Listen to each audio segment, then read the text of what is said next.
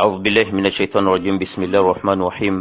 الحمد لله رب العالمين الذي لا تدركه الأوهام ولا الظنون ولا تحويه الأبصار ولا العيون ولا تناله الآفات ولا الآهات.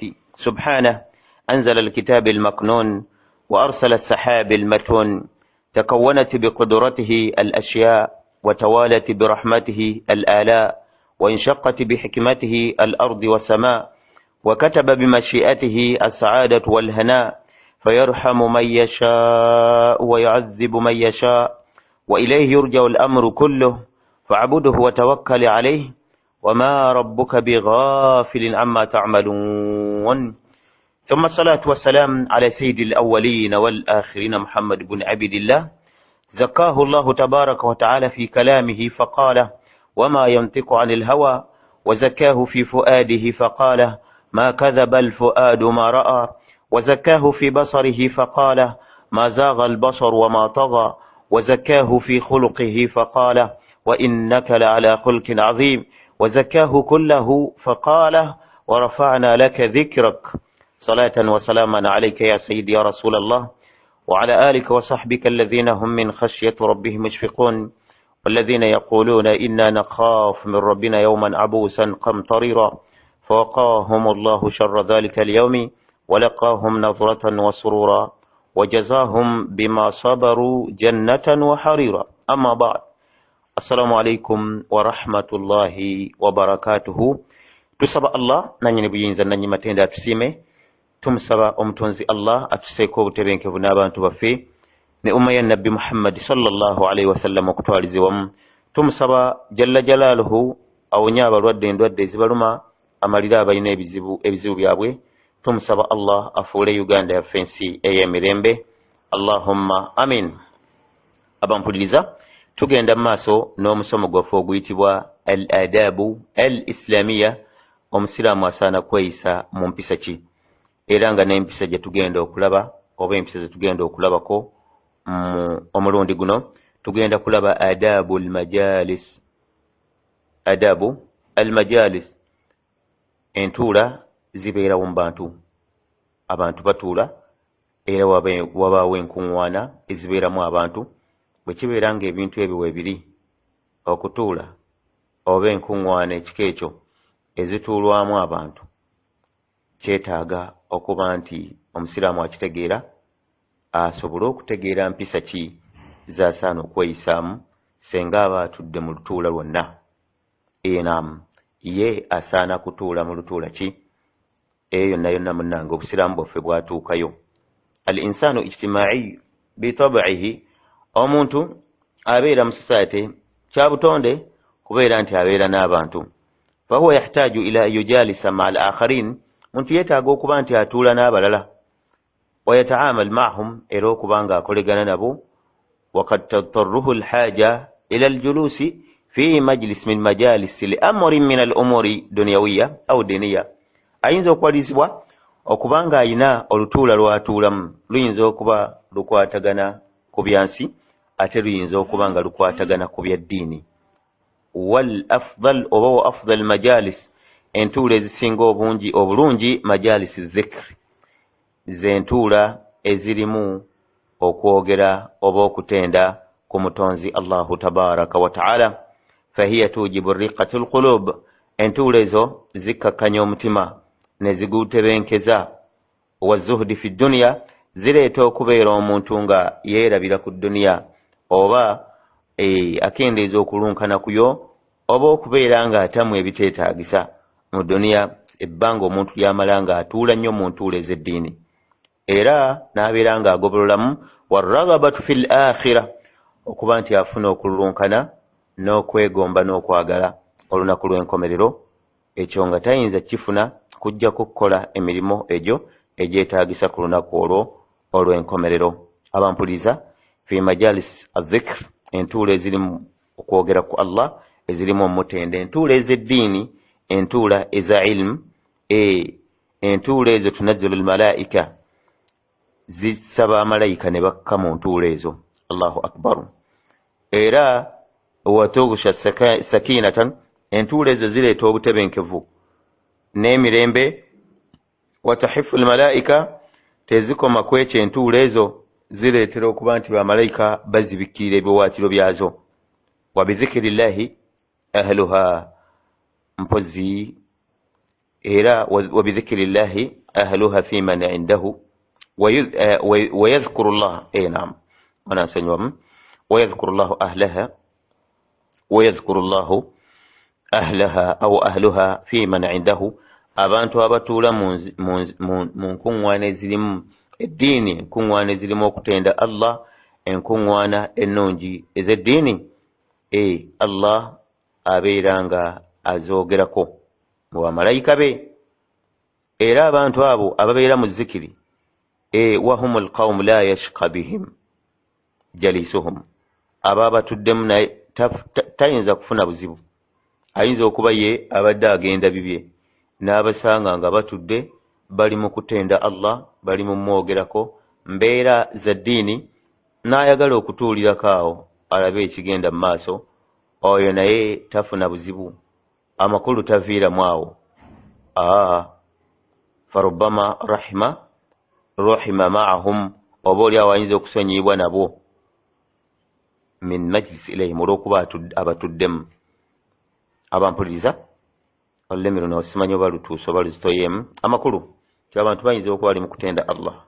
Oli najja ng'ali ku bibye, ayinza okuba alina gw'aguumiika ku batudde, alinda biggwe amubanja oba amubanja sente ze, oba alina ensonga gy'agala omugamba amakulu ng'azze ku birala.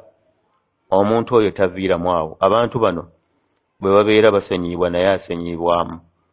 Bino byetwogera nno birina bwino, oli ayinza okulowooza nti kijja kiti ekyo. Wa in kaana mudhiniba, ne bwabeera mwononefu, waliwo obujulizi obunyweza ku byetwogerako.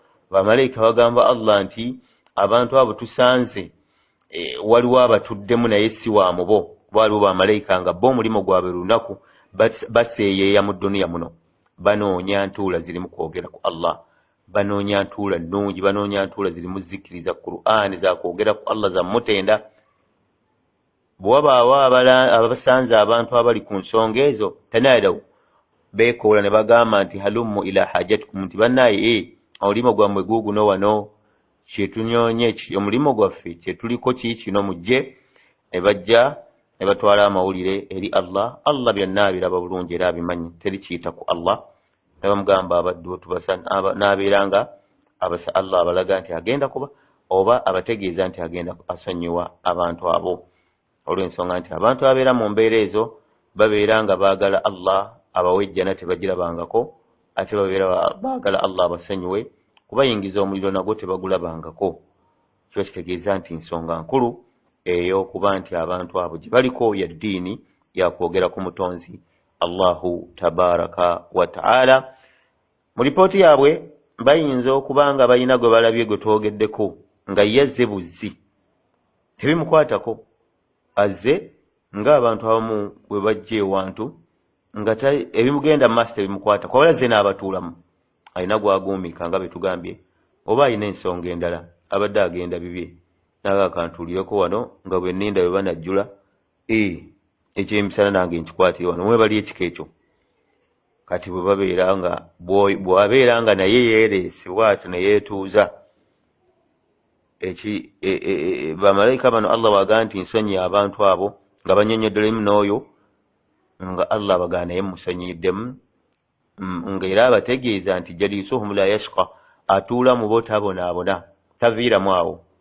Naam, abampuliza tuli ku ntuula ezo kutenda Allahu tabaraka wa ta'ala zisinga entuula zonna, newakubadde oyinza okugenda mu ntuula ezitali ezo nga betugenda okunnyonnyola, oteekwa kweyisa otya, era oba ogenzeeyo mu lukuŋŋaana lwonna oba tuula lwonna nga ogenzeeyo kukola ki? Byonna byonna weebiri, kuba oyinza okuba gy'olaze si lukuŋŋaana lwa ddiini, si lutuula lwa ddiini, naye ng'ate ogenze kutabaganya, tewali mutawaana. N'obaawo ate entuula nga zo munnange obusiraamu bugamba totuulayo, togendayo, ziyinza okuba nga zituulamu kazambi mwerere nga temuli kalungi, kuba zino entuula weeziri naye zino weeziri. Waliwo entuula ez'eddiini nga bwe twogedde, n'wabaawo entuula ez'obuvunaanyizibwa. Abantu batudde mu kitundu twetaaga kukola kino, bannange kino bannayikiri ne wabaawo entuula ez'aboononefu. Olowooza ababbi tebatuula, nabo batuula. Ab'enjagwa nabo batuula. Abaki bonna aboonefu nabo batuula, balina entuula zaabwe. Kati munnange ensonga lwaki tusimba essira ku ntuula zino ez'eddiini, kubanga ze zirimu emiramwa. Kakati ziri endala ogenda kumpuliriza mpolampola mu mpisa ezijja wansi wano biiznillahi tabaraka wa taala. فتعالوا بنا لنتعرف على تلك الآداب التي ينبغي أن يتحلى بها كل من يجلس في مجلس من المجالس. جت لبين بسا إسان وكبانتي ومونتو أزيتكم أبي سنة زوابانغا تدم الطول لنا لوابا تدم، سواء كان ذلك مجلس علم أو مجلس خير. luyinza okuba lutuula lwa ddiini lwa irimu, ate luyinza okuba lutuula nga lulungi lwa nsonga ndala. Tugenda kutandika nkakasa nti mwanjazisedde emitima n'amatu. Namba emu, mpisa etusaana okweyisaamu ku nsonga esooka, alla yahdura majlisi fihi shay'un muharram, okubeera nti munnange togenda mu lutuula lwonna lulimu haramu. Olutuula lulimu okujeemera Allah, totawaana. Omanye entuula ezo tezinyumya ettaka bidongo. Wabaawo oluusi akadongo akavugaavuga mpolampola nga buli agize aweta, kubanga mu mmundu za shaitaani ezitatera kukuba miisi endongo ekwata ekifo. Kati waliwo entuula nga zo haramu mwerere. Teri abuuza munne byayambadde, teri abuuza munne byayogera, teri abuuza munne atudde atya. Kati obwonefu buyinza okukuŋŋwanira awo ne weewuunya. Zino nkunamyo, zino ndongo, bano bawemuzi. Bwe wabanga lutuula lufaanaganako bwe lutyo, oba lukuŋŋwana lufaanaganako bwe lutyo, munnange genda sipiidi. Bw'oba ku kidduka kyongeremu omuliro, awo oyitewo mangu. Bw'oba obadde otambula byeyongeramu ku sipiidi, oyiseewo mangu ogende. Oba oli awo ekyetindaawo kiyinza okukuwalampira bwereere, naawe n'ofaanana n'abakirimu. Empisa esooka yeeyo munnange, totuula wantu wali haramu. fa inna man jalasa fi makani fihi ma'siyati lillah fahuwa musharikun lahum fi l-ithm. Omuntu atuula ewali okujeemera Allah, naye abeera talina wabibuukiramu, aba yeetabye nabo mu kujeemera Allah. Owooza nze simujeemedde, naye ng'obuuzibwa ky'obadde ononyeeyo nga tonnyonnyola. Butereevu obeera naawe omujeemedde omutonzi Allah. Illa ayunkara alayhim hadhihi al-ma'siya, mpozi ng'ekimutuddeyo mulimu abantu abalina obuvumu ng'agenze bagambako ku bwononefu bwe baleega, naye mu ngeri y'amagezi, walakin bi usulubi almunasib hatta la yunaffiru nnas min hawlihi aw la yunaffiruhum. Okubeera nti abenda mu bantu bano bw'abanga muvumu bulungi ng'agenze bagambako nti ekibatuusizza si kirungi, naye mu ngeri ng'agisengese bulungi okwewala okubwa, oluusi n'okwewala okubeera nti ate wagenda okuvaawo ensasagge esinga kwebaddewo. Yeetaaga okubanga agenda kukozesa amagezi ga kika kya waggulu. Bw'abanga ekyo ekimututtewo, ekyo munnaaye talina mutawaana, talina musango. Ng'era abakoowoola munnange tukubirizibwa. Aliwo abantu nga si bangu bagendamu, naye ng'ate bw'onoobakoolera ewala tebajja kuwulira, tebajja kutegeera nga beetaaga bagendamu. Bannabbi baabikolanga, baagendanga mu bantu mu ntuula zaabwe ezo basobole obbakuwulirayo babagaye nti bye muliko binyiiza Allah tabyagala. Allah kyayagala kyekino kyekiri. Oba oliawo munnange oyinza okufunayo ab'emitima egirabika nga girimu akantangaala ne bakkiriza amazima. Ekitali ekyo munnange nedda. Era wala takhda nafsa, togezaako kwekwenyakwenya ogambe nti nze bwe banambuuza wano banambuuza kyennonyola mugambadde ngenze bagambako, naye ng'ebyaddala olimba, ebyaddala olimba, naawe onyumirwa. Naawe onkola ki? Onyumirwa bwe bantu b'osanga ng'abuzaabuza obusiraamu bwe. Waba mwambazi wa nkoofiira nga yagikubyedde ensawo afaanagane n'abaliwo, ayinza okuba mwambazi w'amakanzu tekimugaana kugikuba kikalu abenga takyategerekeka abeere nga kwegamba afiitinga waali afiitinga n'abaliwo abeere nga agenda nabo obwononefu butawaanya. Tusaba Allah butuwonye munnange bw'obeera nga obukwese obeera takhda nafsaka obeera weekwenyakwenya wekka. Allahu la yukhda, teri akwenyakwenya Allah liannahu ya'lamu asarair, kubanga Allah manye ebyekwese. Ya'lamu kha'inata al-a'yun wa ma tukhfi sudur, Allah manyi enkwe z'amaaso n'ebyekwese mu mitima bw'obanga kubuzaabuza oba weebuzaabuza wekka. Naam, faqad qaala nabiyyu sallallahu alayhi wa sallam, omubaka wa Allah yagamba, tugamba kati ku muntu agenzeeyo kuba nti abuulirira abantu abo bave ku bwononefu bwe baliko naye nga mbuulirira y'amagezi njogera nnungi, talina gwagenda kubeera nti oluusi amugjamu ekitali kigendererwa kye oba okubeera nti ayinza okwaba nti agenze kunaayiza ntalo, wabula ng'agenze era yeetegese bulungi nnyo nti abantu bano batandikwa bwe bati ne bwe bati. Amanyi munnange abantu bw'otabagenda bulungi weekanga biwedde gw'ovunaanibwa. Eddiini yaffe y'amagezi nnyo ate eddiini yaffe ennungi togirabangako. Umar radiyallahu anhu yali mukambwe, tukimanyi nti ye sahaba owookubiri ng'oggyeko Abubakari, amakulu oggyeko bannabbi. Abubakari kye kitonde ekiddako mu butukuvu, Umaru n'addako. Naye munnaye yalina embeera ezize nga kubikwatagana ku ddiini la yakhsha fillahi lawmata laim, anenye yabanga tasaaga n'akatono. Yalinga ebintu bwe kiba kyetaagisa maanyi yayitakeerewa n'akatono, ate wamu n'ekyo yali mwetoowaze. Ndowooza mujjukira bwe twali twogera ku byafaayo bye. Omaru waliwo abantu abaagenda ne bagira batudde mu gundi yaabwe eyo bali mu kunywa mwenge. Tugamba mukozesa amagezi ag'ekika ekyowaggulu ku mbeera yonna. Eyinza okuba nzitozito naye munnange gikwate empola, biyinza okuggwa ate nga gw'ovunaanyizibwa. Ne bwe kuba koowola, udu ila sabili rabbika bilhikmati walmauizati alhasana, koowola n'amagezi ga kika kya waggulu. Era bwe kuba kuwaanyisiganya bigambo nga ye bwino n'amagezi, oyinza obikoleramu ensobi n'ofuna obuzibu n'okosa umma, oyinza okukosa obusiraamu naawe ne weekosa.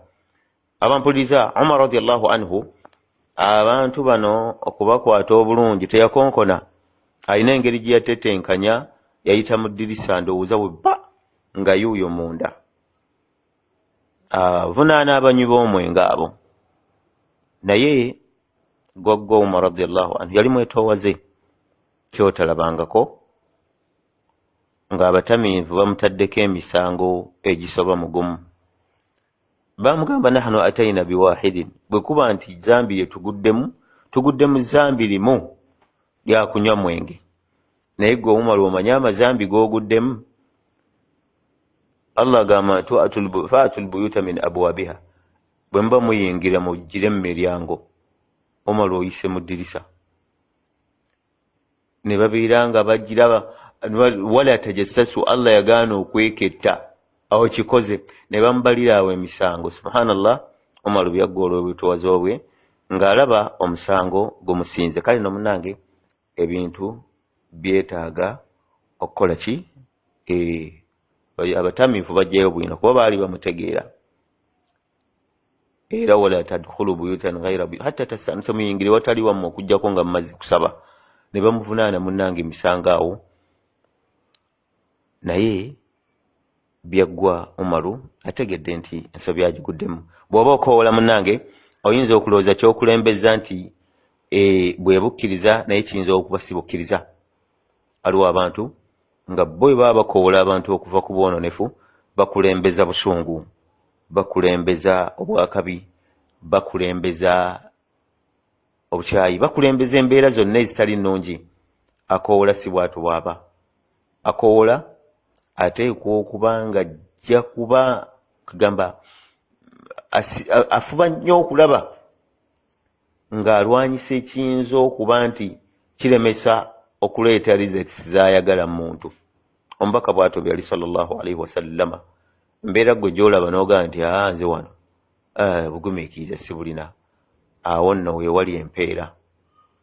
Nabbi Nuuhu yakoola abantu emyaka 95. Wama amana maahu illa qalil, abaamukkiriza babalira ku ngalo bw'oti.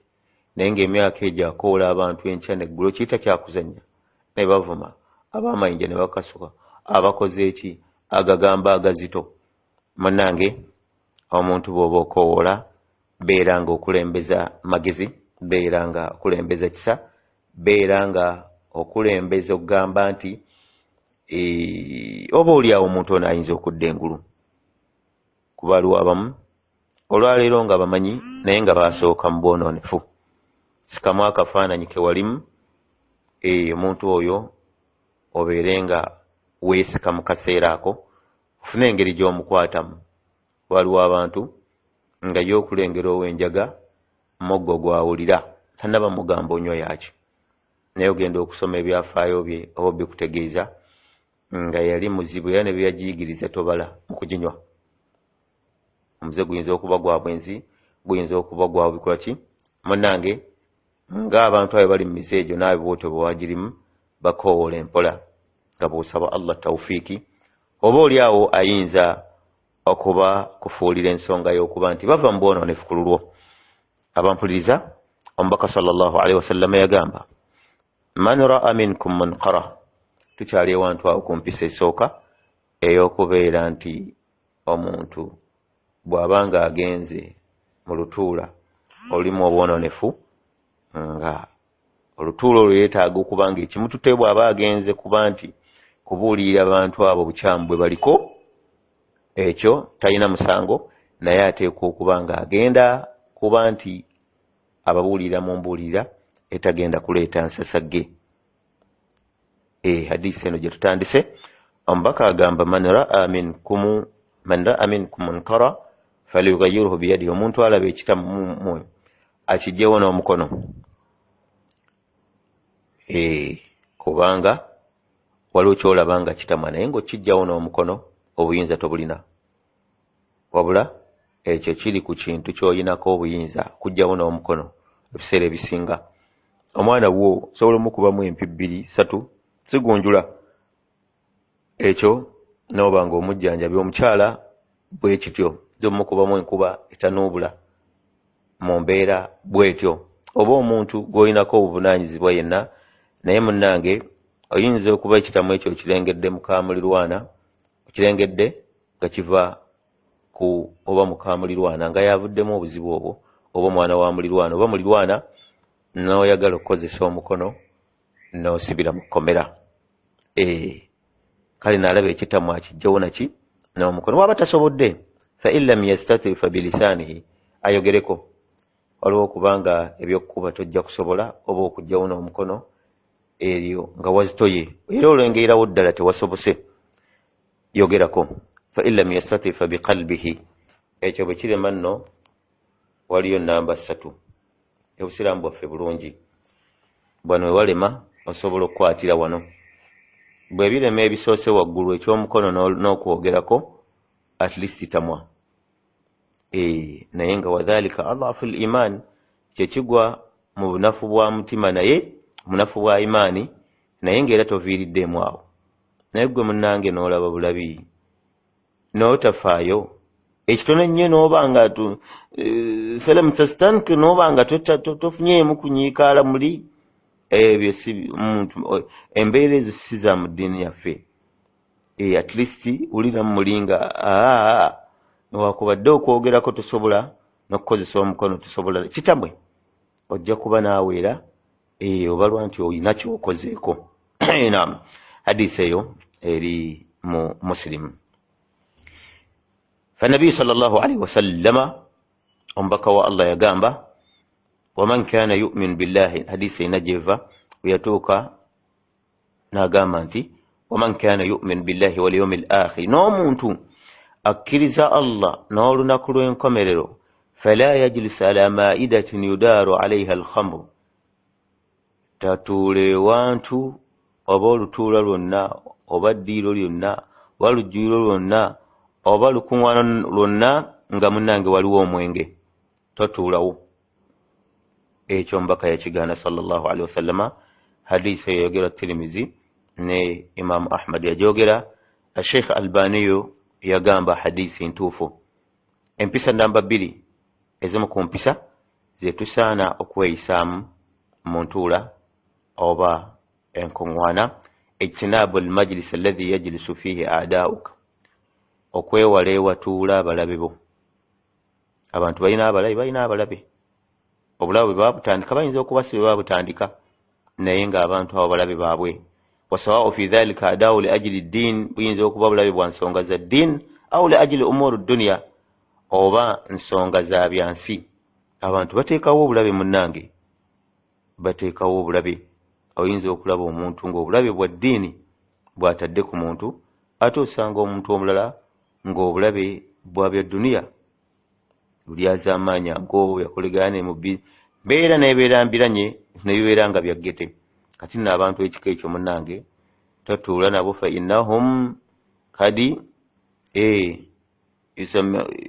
yusmi'una almari ma yakrah, weekanga batandise okuwuliza omuntu ono bambi gwe bateekako obulabe, abalabe nga batandise omuwuliza byatamwa. Yahsuna alayhi akhtaahu, kutandika okubeera nga bali ku bumogobe banogolabe bagirabe. Era waqad tathuru bainahum al-adawatu natija jadal wa nahwuhu, weekanga ekivudde awo kaakati kwolera, weekanga obusungu butandise okwabika naye nga research zivudde kuki? Zivudde ku nsonga ya bulabe obuba buliwo.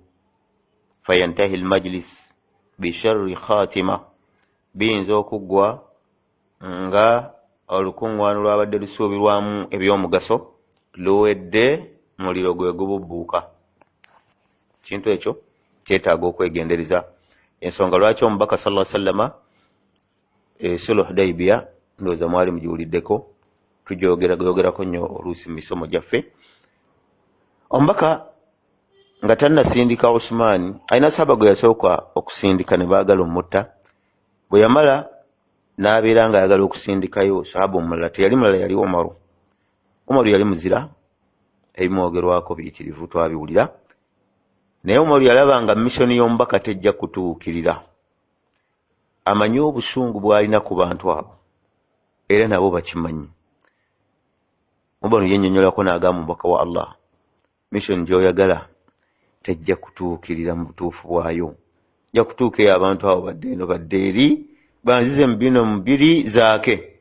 Yali yeemanyi Umaru, n'agamba wabula nkusongera mu musajja, n'asonga mu Usman radiyallahu anhu, mukoddemi wa nabbi wasa Ruqayya ne Kulthum, nga Usmani eyali asinga umma yonna ensonyi radiyallahu anhu.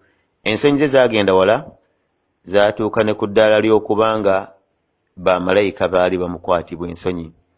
Naam, okiyita kyakuzanya ekyo, ti bamalayika baali bakwatibwa omuntu ensonyi, yamshi ala al-ardh, atambula ku duniya kuno ng'abalala alya n'anywa n'adda eno. Ekyo ku Usmani kyaliwo, bamalayika bamukwatibwanga ensonyi radiyallahu anhu. Umaru n'amusongamu n'agamba, ya Rasulallah, mbadde nsaba Usmani gwoba osindika. Omubaka n'asindika Usmani. Kyengendereddemu kyeki nti Umaru yamanya bw'anaagenda abantu abo bamanyi bijja kuggwa omubaka kyayagadde sikifunyise. Kati nammwe muyinza okuba oluusi mulina olutuula, naye ng'olutuula olwo waliwo obulabe obwekakasibwa obuli wakati awo, era ng'omanya nti abantu abo bwe naaba mbatuddemu teri kigenda kutambula, teri kigenda kubaawo, teri kijja bijja kuggwa. Muliro gwe gwaka. Kakati bw'oba togenze oba mutuufu, olw'ensonga nti nno ekigendererwa kijja kubula. Ebigambo bino mba mbyogera bisikire ku sayidi gye mbyogereramu, wabula bw'onoobisika nti bwe biteekwa okutambula lubeerera ate awo nawo waliwo obuzibu, kubanga obutuufu bw'ensonga obusiraamu butugaana okwewalana. Era abantu baba baguddemu ensasagge si kirungi kumala nnaku zisoba ku ssatu, era nga bwe ziwera ssatu ku bantu abo babiri abaguddemu ensasagge eyyuhuma afdal, ani asinga obulungi ku bombi? Yoyo alladhi bada bisalaami, asoose okutoolera munne salaamu. Era bino byetwogera tebijjaawo kubeera nti omuntu asobola okukosa munne n'atuuka ku ddaala ly'okubeera nti amukyawa. Mwebali abantu ayinza okunyiiza munne leero n'amunyiiza neyo neki, kati nno omusango guba guli kwani? Kwona anyiiza ng'agenderedde. Ate omuntu senga aba munnange ekimuvuddemu butanwa yeddako n'asaba okusonyibwa, embeera nedda mu nteeko. Eddiini yaffe ennungi, ate omuntu bw'oba owalana kirungi n'obanga ovuunula okuwalanakwo, kuba waliwo abamu nga tebavuunula mpalana zibawalana. Gundi oyo yantama, omubuuza yakola ki? Yeegirisa. Olwo lizoninze gundi oyo nze saagala nakuyita yakola ki? Gwe tomulaba talina nsonga gyawa. Oteekwa okuba nga munnange kuwalanakwo osobola okunnyonnyola era osobola okuvuunula. Hunaye waliwo abantu abaagalira abantu abakyala kinene, waliwo abantu abasuula bizinesi z'abantu kinene, waliwo abantu abakuba abantu obwemage kinene, waliwo abantu abatambuza ku bantu ebigambo ebitali binene. Ebyo byonna buli kimu kiina we kituula. Mpunzika ku nsonga eyo nga mbagamba nti tweyise bulungi, kuba senga buli musiraamu yenna yeeyisa bulungi situyinza kulabayo musiraamu akomplaininga ku musiraamu munne. Abampuliriza, tuli ku mpisa omuntu z'asaana okweyisaamu mu ntuula bw'aba ayina entuula z'atuddemu. Ntuula ezo ziyinza okuba za ddiini era nga ze zikulembera nga bwe tulabye, ate ziyinza okuba entuula za nsonga ndala. Tusimbye essira ku butagenda mu lutuula lwonna lulimu kujeemera Allah. Okuggyako ng'ekikututteyo kugenda kubuulira abantu abo kuva ku bwononefu bwe baliko, naye nga ekyo kisimbye mu mutima, enniya nga nnywevu ddala kyekikututte. Waliwo abantu abayinza okukusobera. Waliwo omukyala eyo edda, omukyala yali mukulu bw'ati, naye nga ye bw'aba agenda mu bidongo ayina engeri gy'agenda akutta omuggo. Olaba obwononefu obutawaanya. Byagenda nga akutta omuggo nga yeefudde mbu azze kukuba baana bakole ki? Baleme kuddayo okugenda mu bidongo. Kombe yennyini nnyini azze mu ndongo kubeera nti anyumirwa. Kale omuntu okutuuka ku bukujjukujju ekika ekyo kikwewuunyisa. Kati naawe munnange bw'otagamba nti wano tewatumibwa mwana, kaŋŋende nange njaganyize wano, olengera ebyetooloolera awo obwononefu obwereere, n'ogaana naye kino kikola obulungi, kanneefuule nti ngenze bagambako. Era bw'aba ava ne banne abatabyagala bw'atyo bwannyonnyola. Naye abantu abo batulaba batyo ogambako, anze mundeke ngende mbagambeko. Kombe agenze naye kunyumirwa. Awo obeera munnange weekwenyakwenya wekka, wabula bw'obeeranga ddala okakasiza ddala nti kiri mu mutima gwo, abantu bano kaŋŋende mbagambeko mu ŋŋambe ennungi, oba oli awo bayinza okumala ekibatuuzizza wano, bayinza okuva ku bwononefu buno. Awo obeera nga kyokoze kyekyo oli ku mulamwa, era oba mpeera z'ogenza okuyoola. Tusaba omutonzi Allah atugase ne bye tuwulidde. Omulundi ogujja insha Allahu tabaraka wa taala tujja kuba tunnyonnyoka empisa endala ku mpisa ze tusaana okweyisaamu nga tugenze mu ntuula oba enkunggaana. Era tusaba Allahu tabaraka wa taala abeere nga atuteeka mu bantu abeeyunira ennyo entuula ezirimu eddiini, ezirimu ilmu, zirimu okwogera ku Allah, zirimu Qur'ani, zirimu wahakadha. Entuula zonna ennungi muzeeyune, zirimu ebyengera. Tugambye n'atuddewo nga ekigendererwa kye kirala, biggwa naye asonyibibbwamu, n'okubeera nti twewala entuula zonna ezirimu okujeemera Allah. Waliwo munnange w'otuula essala ne ziyita, wallahi nziita n'oba ng'ovuddewo na kazambi mwerere wonefu webadde bunyooka tusaba Allah tutaase. ربنا ظلمنا أنفسنا وإن لم تغفر لنا وترحمنا لنكونن من الخاسرين. ako katujja okwongereza omulundi ogujja. Assalamu alaikum wa rahmatullahi wa barakatuh.